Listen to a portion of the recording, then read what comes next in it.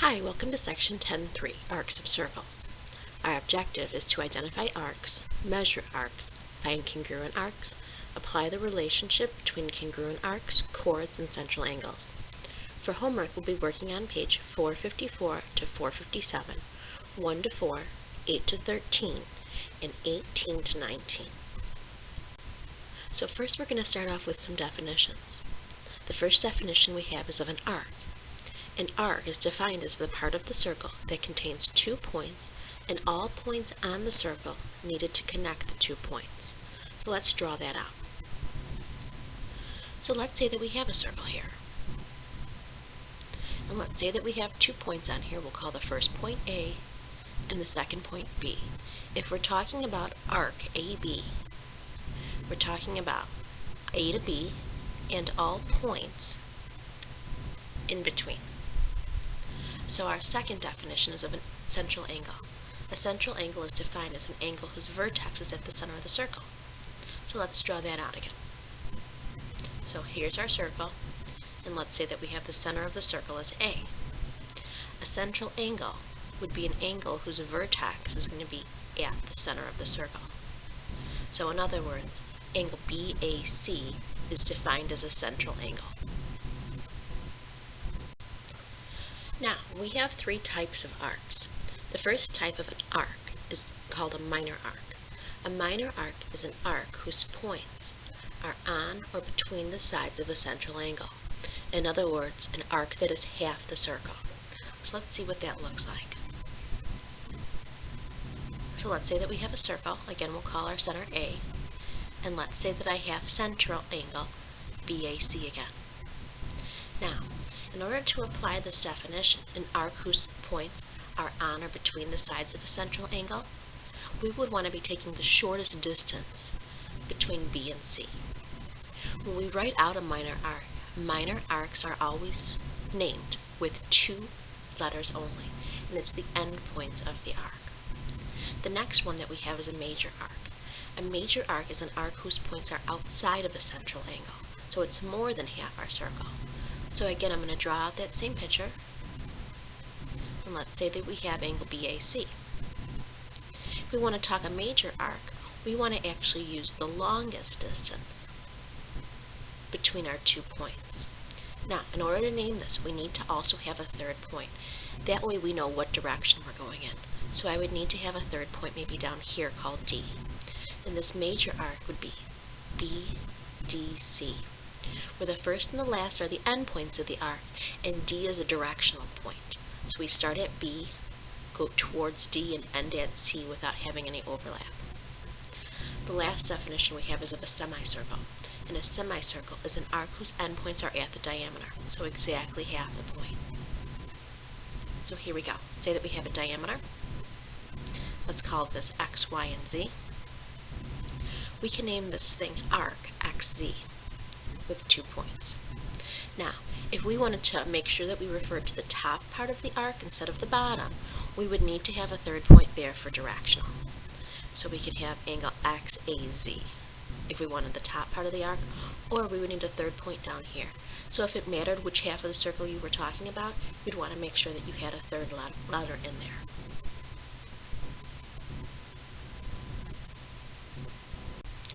So here are some more definitions. First, the measure of a minor arc or a semicircle is the same as the measure of the central angle that intercepts that arc. And this we've kind of already talked about back in chapter 9. But again, if we have an arc, we'll call this arc BC with the center of the circle at A. If angle BAC is 70 degrees, it means arc BC is also 70 degrees. The next one, the measure of a major arc is 360 minus the measure of the minor arc with the same endpoints. So again, here's our picture. Here's angle BAC. And again, if we know that arc BC is 70, let's put point D down here. That means the measure of angle, or arc, BDC, is going to be 360 minus 70, so 290 degrees left in the circle.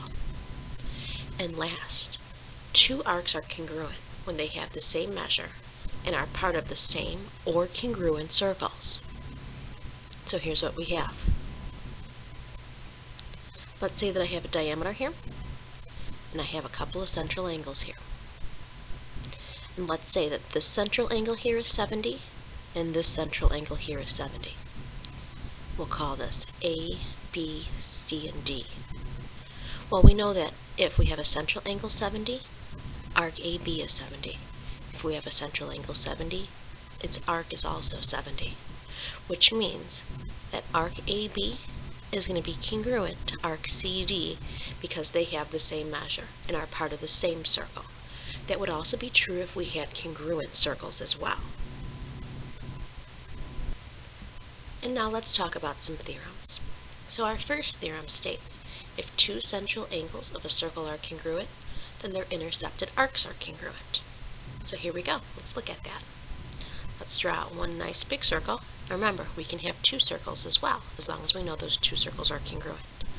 And let's say that we have an angle here, and let's say we have an angle here. Say we have an 80-degree angle here and an 80-degree angle here, and they're both central angles. As long as we know that those angles are congruent, then we know that those arcs are also congruent. Our next one, if two arcs of a circle are congruent, then the corresponding central angles are congruent. So it's the same thing in reverse. Again, I'm going to draw out one angle here, and maybe one angle here, and there's my center. If I know that these arcs are congruent, then I know that these angles are congruent. Our next theorem is if two central angles of a circle are congruent, then the corresponding chords are congruent. So here we go. Here's my circle. It's drawn some central angles. And here's the center of my circle. What this theorem says is if these angles are congruent and they're central angles, then if I was to connect the endpoints of those angles to form a chord, those chords would also be congruent. So here we go. Our last three theorems for this section before our examples. If two chords of a circle are congruent, then their corresponding central angles are congruent. So let's draw out that picture. Here's my circle. Here's some central angles.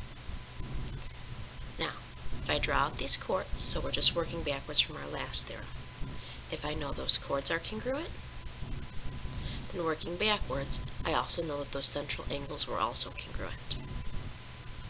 Our next theorem is if two arcs of a circle are congruent, then their corresponding chords are congruent. So let's draw that out. Here's my circle. There would be my central angles, but we're not going to talk about those. And here's my chords.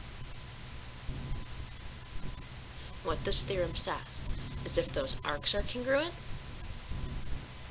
then it means that those chords are congruent as well. And our last one. If two chords of a circle are congruent, then their corresponding arcs are congruent. So again, the same theorem, just working backwards. So here we go. Now I'm not going to draw out my central angles. Let's say that I have two chords. And let's say those two chords are congruent. It means these arcs are also going to be congruent.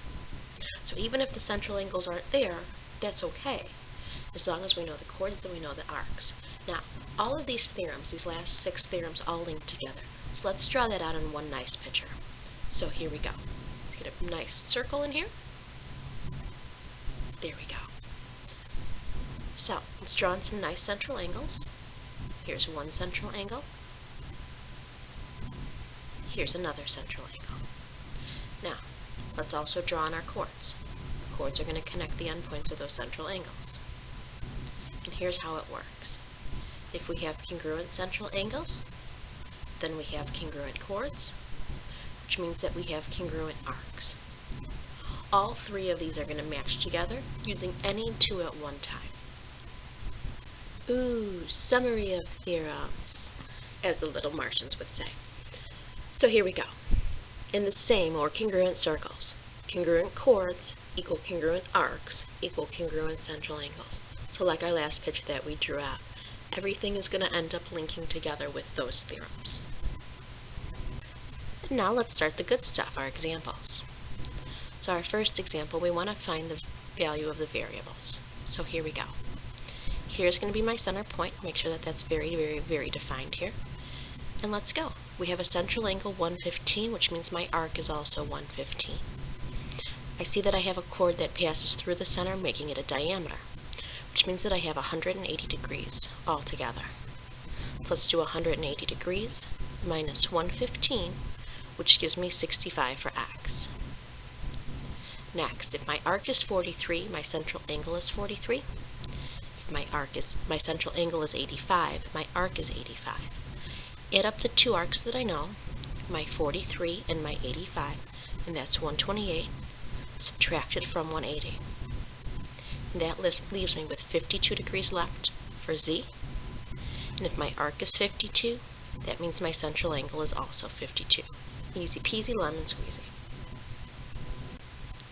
So here's our next example. I want you to name 2 major arcs, 2 minor arcs, and 2 semicircles. Why don't you press pause and let's see what we can do. So here we go. Let's start labeling these. We have our major, we have our minor, and we have our semicircles. So here we go. Our major arcs. I can have arc CAH, I can have arc CTA, I can have arc CAT, I can have arc MTA, anything that's going to go over half of a circle.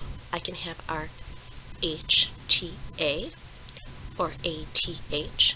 There's several of different options, but it has to be over half a circle and named with 3 letters, the endpoints and a directional point. For a minor arc, it needs to stay under half of a circle. So I can have arc AC, and I can have arc TH. I can also have arc CT. I can actually have CH, which is still under half. I can have MH. I can have MA. There's lots of different options.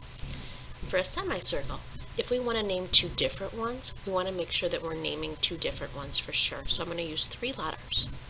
I have arc CAM, and I have arc CTM, which would be the same thing as saying arc CHM. If you have questions about this tomorrow, please make sure that you bring them with to class.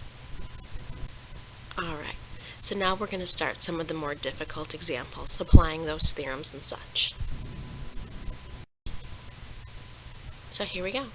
Let's find the measure of an arc that is 7/12 of the circle. What do you think? Well, I might have said these were the difficult ones, but they're not. If we want an arc that's 7/12 of the circle, we want an arc that's 7/12 of 360 degrees. So what do we got?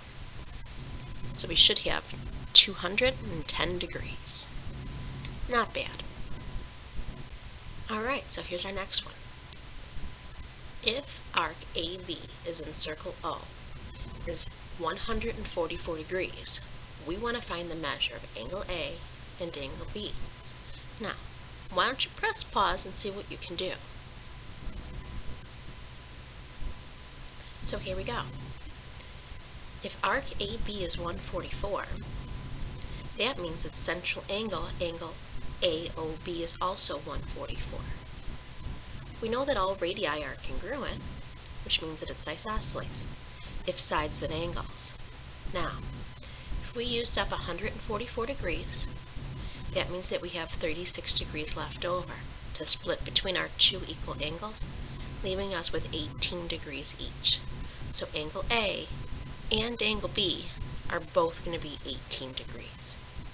So don't forget about those basic properties of circles, that all radii are congruent, making then isosceles triangles. Alright, here's a couple more for you to try. What fractional part of a circle is an arc of 36 degrees and an arc of 200?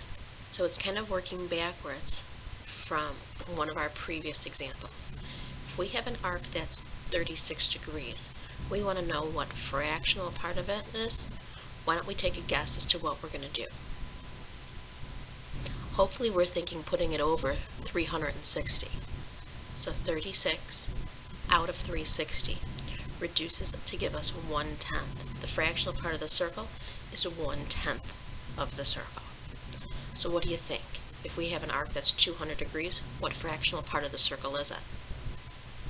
Again, hopefully you did 200 over 360 and reduce that to get 5/9. Alright, now is a good time for you to note any questions that you have. If you want to get started on that homework, that would be great, but make sure that if there's anything about this lesson that was confusing, you bring those questions tomorrow, and if they're not addressed in our exploring, make sure that I talk about those.